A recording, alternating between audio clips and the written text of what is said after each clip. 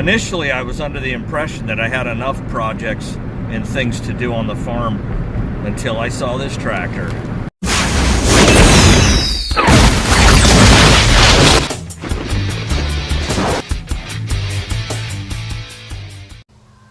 And look at there, you can see the drive tire of my new tractor. It's actually a new project. It's gonna be like a hybrid, you know, project tractor, new tractor. All right, you can see the front tire here, and boy, new skins on there. I was really impressed, and he even put some paint on there. And then today I went and got some 2150, and I will tell you, these are the original rims. And then wheels. I don't know if they're the original rims, but these are the original wheel centers, and I will show you how I know that. But yeah, this is the rear skin, and yeah, that's about all you get to see there. Then we come around the other side, and I did this one too. Remy wheel, and again, make sure I don't show you too much at once. Yeah, the steers on this are good. And these are 65, or excuse me, these are 75 16s. These are one size up from what I bought and put on the M, and there's a reason for that. Can you tell me in the comments down below why you would need big heavy front tires? So about a week ago I posted on my community tab an International 340 with a loader.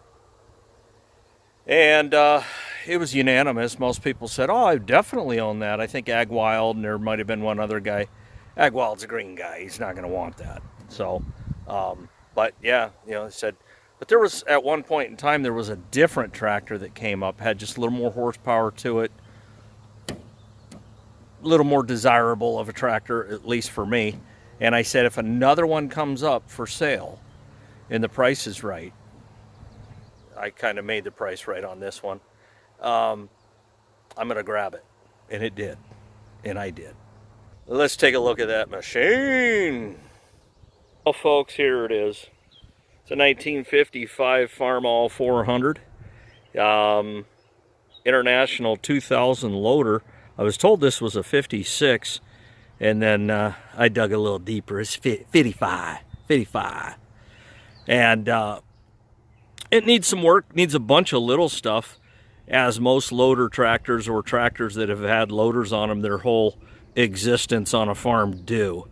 One guy said to me one time, he says, you want to ruin a good tractor? Put a loader on it. And, you know, this thing's had a loader on it darn near its whole life. And they just do. They just take a beating. And those 750 16s, you really need them. I actually looked at a Stage 2 Super M, and I tell you, I would have bought that, but the one thing it was missing was power steering.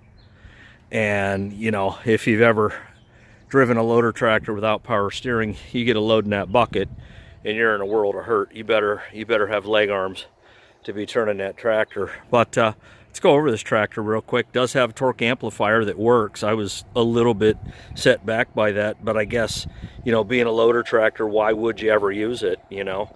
And but I've had this tractor for a little under 24 hours now, so I've only driven it once. It starts right up. It is a 6-volt system, and he has a 12-volt battery in it. So my guess is the generator's fried. Maybe even the lights are fried. I don't know. I haven't I haven't had a chance to do jack squat to this thing yet.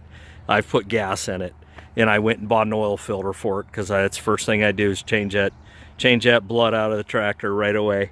Get that done. I will need a new seat. I don't want to say assembly, but the seat itself, I'm going to get a seat. They're not cheap, but neither is my ass. I have about $150 ass, so I'm going to put a $150 seat on here. All right, and this assembly right here, I want to replace. This piece here is good.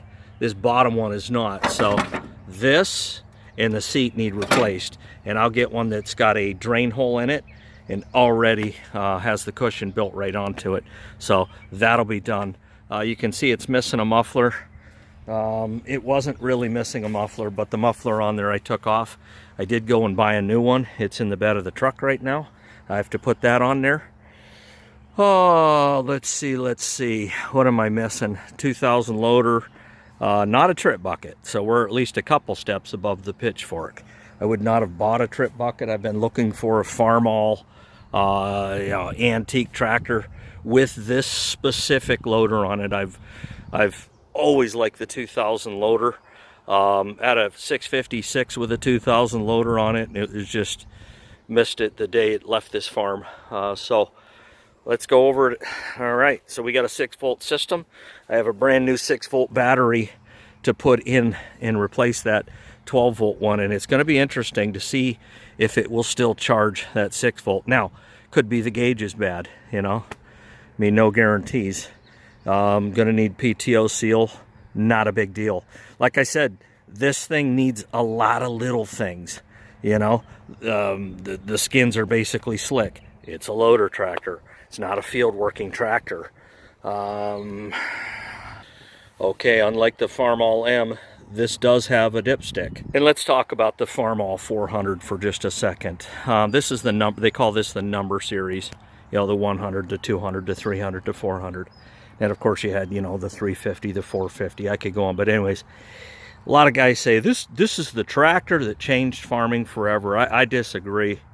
I think the tractor, at least when it comes to Farmall tractors, I think that tractor is the Stage 2 Super M. And the reason is because it came with live hydraulics. That changed the game. You know, you're talking a 50 horsepower tractor with live hydraulics. Some of them had the fast hitch. I mean, it was just a game changer, a lot faster. You didn't lose the hydraulics when you pushed the clutch in. And, you know, this has obviously got live hydraulics as well. Now that Farmall 340, you're looking at about 35 horsepower. It wouldn't have lifted what this 400 will lift. It just wouldn't have the hydraulic capacity or, you know, the PSI. And that was about a 35 horse tractor. And this is about a 50. I'm not going to take and get it dynoed or anything, but I am going to do, like I say, a bunch of little stuff to it. I'm going to put the new battery in it, see if we're taking a charge. If not, I'll check that gauge, see if the gauge is burnt out. I'm going to get the new muffler put on there with a rain cap and all that stuff. But now let's talk about the power steering. Power steering is non-existent currently on this. All right, here is your pulley, and watch that. I mean, it's just as bent as can be. And I don't know if the shaft is bent or if the pulley's bent, or both, could be. But that will be repaired, and I mean quickly. I don't care if I have to put a new pump on it. Just about ready to get hammered here. I don't care if I have to put a new pump on it, but I will not go without power steering. I just won't, not on a loader tractor. And it did come factory direct with power steering, so that's going to be repaired. Am I going to do an engine rebuild? Probably not. Now, anybody that knows anything about Farmall tractors knows the International, or the Farmall 400, came solid red. I did not do this. That shouldn't be white, and this grill guard shouldn't be white either. My guess is that he beat the living snot out of it. Somebody initially painted this white and then beat the living snot out of it. Oh man, here comes the rain. Screw that.